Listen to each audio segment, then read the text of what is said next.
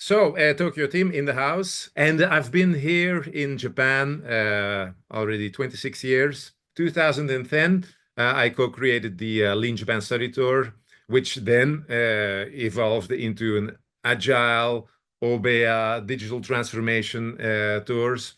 A lot of different contents, but still with the same general principle, universal principle that it's in the end, it's about the people. Intro. We are also going to look a little bit of Obeya history. I kind of developed this trail at Toyota, how they got started. That's probably a good hint of how you can get started. And then let's look at some Obeya architecture. I mean the structure in the organization, the layers of Obeya. Also maybe new for many people. Going to talk a little bit about Kobeya. Kobeya is actually a small Obeya, which is really strange because Obeya literally means a big room. So it's a small, big room. But let's look at the minimum setup. And then extra, if we have the time, how the Obeya is used actually for people development. And that in fact, that is the primary purpose of why you would be using the Obeya. Introduction. No story from Japan can be complete without a samurai. And this one here is Uesugi Yozan. And, Uesugi Yozan is where, the DNA of Toyota started.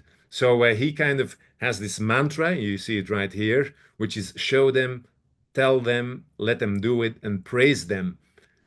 And that's throughout the 20th century, 21st century, this has been put into practice by Toyota. I am a member of the Toyota Management Institute, of course. That's how, I talk a lot and I work a lot with people from Toyota or who have been working at Toyota for 40 years. So a lot of these things that I'm sharing with you, I heard that directly from them. You have to show, you have to be able to see it's visual management. You have to be there and bring the story to get people on board. And then, of course, not just listening, you have to, it's all about action, right? And when it works, nice job, well done. That's where, you celebrate the small successes and it creates the momentum. And, Uesugi Yozan was doing that, and that's his leadership. Obeya. In Japan, when you say Obeya, it just means a large room. And hardly, like Toyota as well, if you would be here in Japan, it's just a room and there is nothing magical about it. The strange thing, however, in the West, now there's a big boom, Obeya, and the focus is really on that word Obeya. And so in Japan, at Toyota, we always talk about Obeya Katsudo. And Obeya Katsudo translates as Obeya activity. What I understand from that is in the West, we kind of now, we have this focus on the furniture, while we forget kind of to stress what is really important. It's the activity. I mean, without the furniture, you can't have the activity, obviously, but it's very easy to get started. You don't need a very expensive kitchen table to start having a good time, so to speak.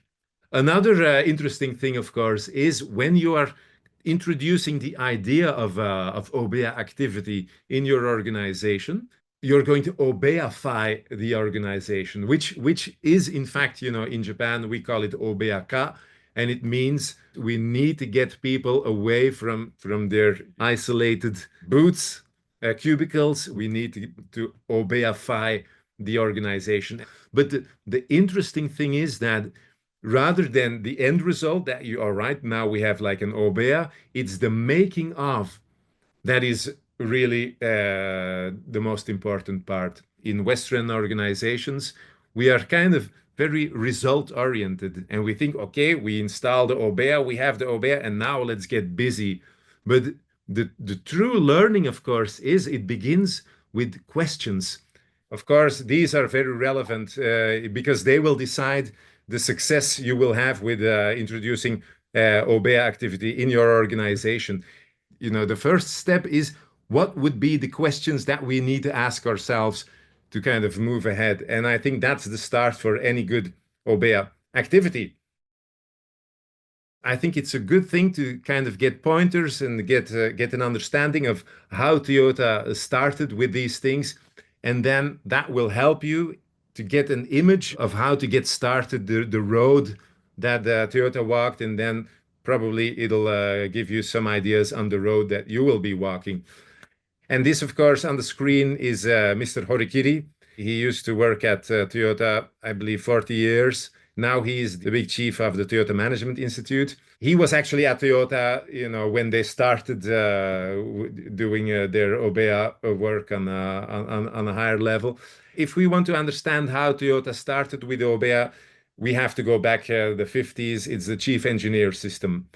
And the chief engineer system, why is it so important? It's because, if you're going to build a car, it's 30,000 parts and you have the different functionalities, and so they all need to come together. But basically, chief engineer, it's build a team cross-functional, get the people together, and that's the first step towards Obeya. On another field, the 1960s, of course, Japan lost the war. And they were really, eager to learn from the West. And that's when Edwards Deming came to Japan. He's the guy who kind of introduced ideas that led to the PDCA cycle. And so he introduced the things we would call now quality control activities. They put all the things on the wall, and they'd have like the people there in, let's say, 20 years. They were able to do what the rest of the world took like 70 or 80 years. With the goal policy deployment, you have the goal, you have the actions, and I think you have already kind of the basic setup of what will need to be in an Obeya. You have goals and actions, cause and effect in this case. In 68, Chief Engineer Sasaki introduces for the first time in Toyota officially the idea of Obeya to get the designers of the different functions, we call it engine, body, electrics, driving force, etc., to get them together into one room under one roof and put into practice what we call simultaneous designing. 1980s, I interviewed a former chief engineer, Mr. Sakurai. They had to design this car for the Tokyo Motor Show. And usually, it takes like 5 years. They only had 1 year. He was looking for a room, and there was no room available, only the executive director's meeting room, and which was never used. And he'd get the designers there. They'd put all their different blueprints on the table, on the wall. It's crucial to have to be able to kind of in real time match the plans so that they are able to build a prototype. And they were able to, build the car in 1 year. But the really interesting thing, he said, like by bringing the people together, he could feel like the energy. They have like this series of successes. Like every week they'd have like, right, we had this problem, but we took care of this problem. And you could see like the team really coming together and growing in the process of trying to achieve this unbelievable challenge. The idea of Obeya was far greater at Toyota. So the 80s, 90s, they used what we call TPS rooms, and they used these Obeya setups for productivity improvement activities. And you can see what I thought was really interesting and cool is it's not attached to the wall per se, it's put on panels. Such kind of flexibility is even nowadays still at Toyota. 1995 in Japan, we had a really big earthquake. And I heard this from Mr. Tomoyama, who used to be vice president at Toyota. And he said, after the earthquake, and we need to get things back on their feet as fast as possible. And they said, we do this through Obeya activity. And it's just a room. You bring the people there, rapid response, the whiteboards, the fax machines, copy things, and they just put everything on the board. Speed of management anyway is fast. Just hands-on whiteboards, people. That's now regular practice at Toyota when disasters happen. We move on through time, 1998, and this is what we call excellent quality activity. So near the end of the 20th century, we see that they are going to what I call a skewer approach. So they're going to do these projects or activities throughout the whole organization, company-wide, to increase the level of quality throughout the whole organization. So it's like a Q skewer, quality skewer throughout the whole organization, and it pierces company wide. And in this case, it's not about building a car, but it's about designing the organization that will is able to create high quality products and services, of course. This is Brad, where they're the 20s. It's need to innovate.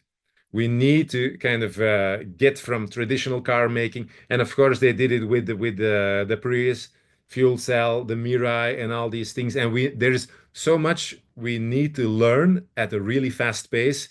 The way Toyota is doing is they bring all the different parts together, and they learn and they study and they investigate to be able to make the following moves.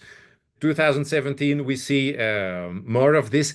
And what I think is really interesting, the focus, of course, is on speed, etc., and Genchi Genbutsu to actually be there. But also, they found that working in Obeya, they experienced looking back, it is human resources development. It's developing people. It far exceeds getting results, etc. It's you are creating people who can change the organization and who can help other people change.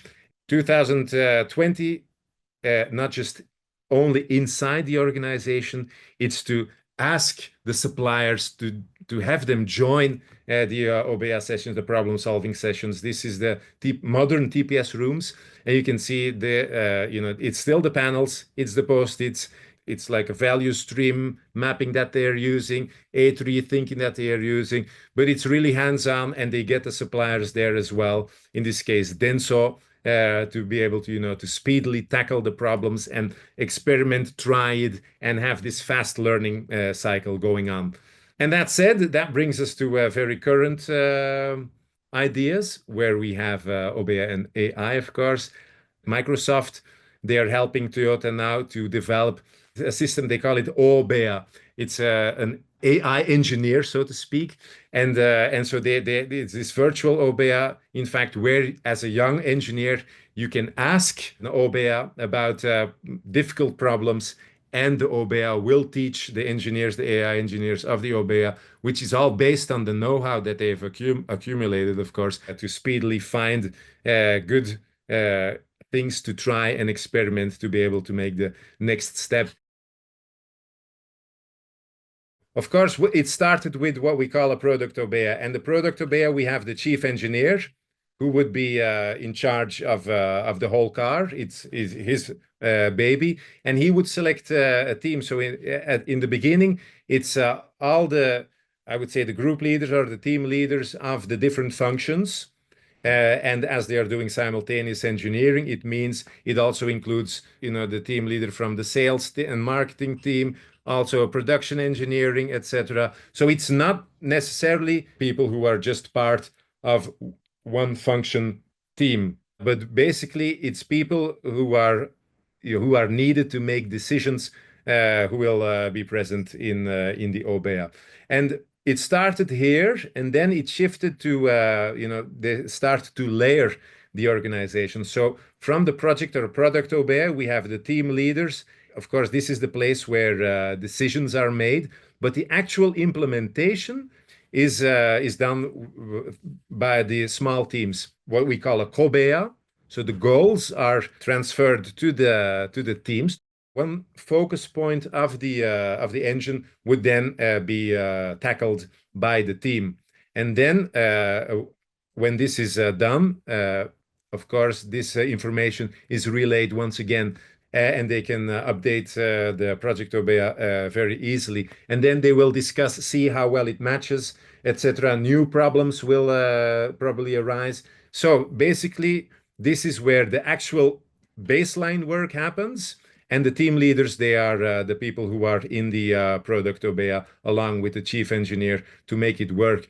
They're learning how to be a leader. They are learning what it means to work and improve the way of working. So I'm saying this because when you start already with a project or a product Obeya, and you haven't done this, it'll create a clash, and it'll create a lot of uncertainty, and oh my God, I have no clue what to do.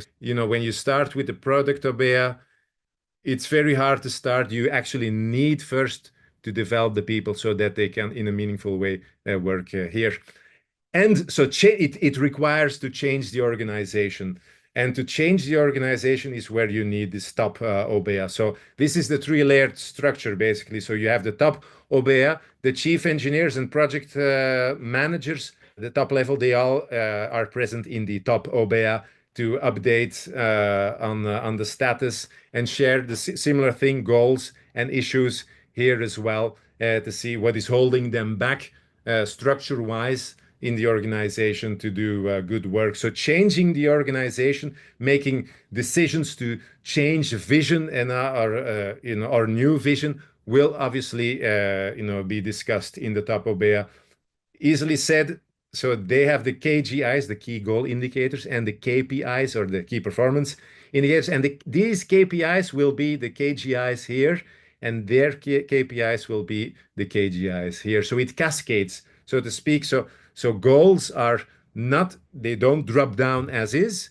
They will be made from abstract. They will be made specific according to where you are at in the organization.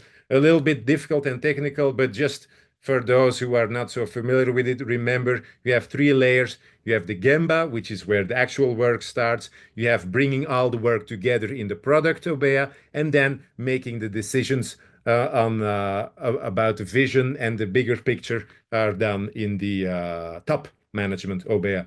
And you can see how it functions. It's like a matrix where you have the divisions, the departments. The departments, they will mainly be concerned with people development in their department. And the product, the chief engineer or the managers will go through the divisions, and they will mainly be involved with getting the results and getting the output, so that which is the value stream, of course, so that in the end you end up with an organization that has excellent quality activities or a nice car that will make people happy.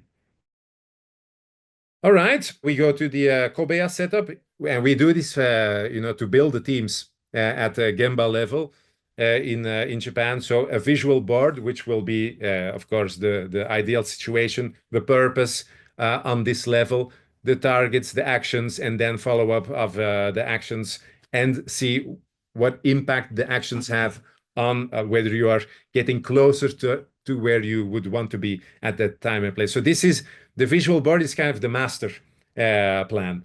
And then on a daily base, of course, you are going to use a task board, and both you will have problems. And that's a good thing, because if there are no problems, you will not be able to improve. You said we are going to do this every day. We are not able to do it every day. That's your problem. So we use a problem board, which we call a keep, problem, try board. And keep is for the things you are doing well. With the team, you say, we are doing this great. And the important element, of course, because we are building the team, is to have a focus on the team dynamics. And problems, we are going to change problems through trying, experimenting things, trying to find out the root cause and change the problems into keeps. In fact, it's the PDCA cycle, as Deming introduced in Japan. The quality control basis is very much the setup of what we see right here. So it's vision and the actions that you are going to be doing to realize, achieve the vision. This is the actual implementation in a task board. And then, of course, you run into problems and you try to get this PDCA cycle to move to more speedily and easily tackle the issues and move into the right direction. And, to get started, well, you will see, when you start with this board, you get the people there and you get what is inside their minds and their hearts, and it goes out and you have wonderful conversations already. So it is just, to get the people to learn how to communicate and work together, and then move on and forward. And then at some point, yes, but we are doing all this, but we don't know why. And then you say, great, because now you are ready to think about the why you are doing all this. And then it leads in a very organic way to growth. And you talk about the visual board, and then they say, yes, but what can we do on a daily level? And then you get the people ready for a task board. So It's a very natural way of learning and doing the small things, small steps, and only move to the next phase when the people are ready. To finish, the essential conditions for a successful Obeya activity, you need to have shared values, rules, and principles. You need to be there because you share the dream. You share something. There is something that binds you because you know you want to do something great together, and those are the shared values. In Toyota, of course, it's the Toyota way. It's from the people, for the people, and by the people that they developed these shared values, rules, and principles. Shared language. You need to be able to talk with each other. And at Toyota, the language of Obeya activity is, of course, Toyota Production System. In its simplest form, it is QCD, quality, cost, and delivery. And if you have those two elements, shared language, shared values, you will improve your communication. And with improved communication, you will understand each other and you will be able to, have good decision making. So it's not about the furniture. That's, of course, obvious. It's the activity, it's the people, it's the learning. Start small, but start. Three, understand how the parts fit the puzzle. Like I said, you have top management Obeya, mid-level Obeya, and the Kobeya. In a safe way, develop the people so that when they fail, it doesn't have a big impact on the organization yet. And once you get more experience, you can start building the structure, changing the structure. So natural evolution is key. For I mentioned this just a moment ago, shared language and values. That's self-evident, of course. And number five, hold precious what it means to be human. Management is just another way of finding out what the essence is that makes us human. It's our ability to feel, to think, to be angry, to be happy, and to connect with other people. In the end, that's the essence of Obeya, to just get together and do something great, and not just one time, have this path towards the future.